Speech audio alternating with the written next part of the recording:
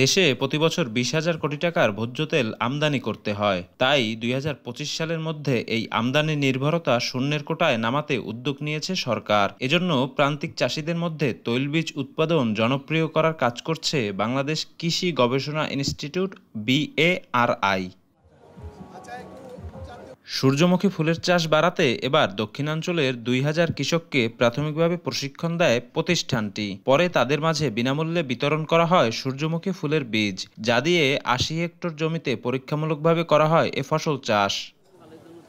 ফলন বাড়াতে বিশেষ কীটনাশক ব্যবস্থাপনার তত্ত্ব আবিষ্কার করেছে প্রতিষ্ঠানটি।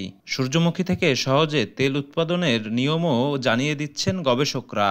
বাংলাদেশ কৃষি গবেষণা ইনস্টিটিউটের কীটতত্ত্ব বিভাগ এবং আঞ্চলিক কৃষি গবেষণা কেন্দ্র রহমতপুর বরিশাল একটি উদ্যোগ নিয়েছে।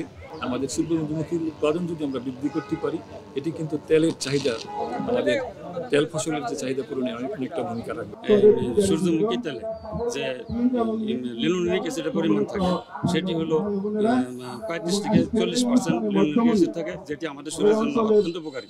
ফেব্রুয়ারিতে রোপণ করা এ ফসল 3 মাসের মাথায় এখন ঘরে তোলার উপযোগী হয়েছে। প্রতি হেক্টরে 1.49 টন ফলন পাওয়ার আশা করছে চাষিরা।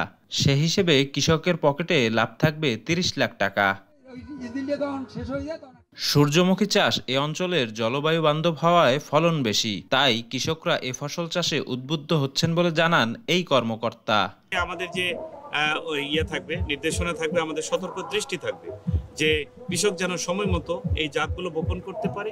পরিবর্তিত আবহাওয়ায় কিন্তু এই ফসলগুলো ভালো হচ্ছে, তার প্রমাণ কিন্তু আমার পিছনের মাঠটি। প্রতি কেজি সূর্যমুখী বীজ থেকে 500 থেকে 600 গ্রাম তেল পাওয়া যায়, যা অন্য যে কোনো তেল বীজ থেকে বেশি।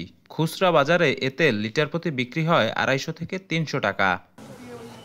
শফিক মুন্সি, দেশ টিভি, বরিশাল।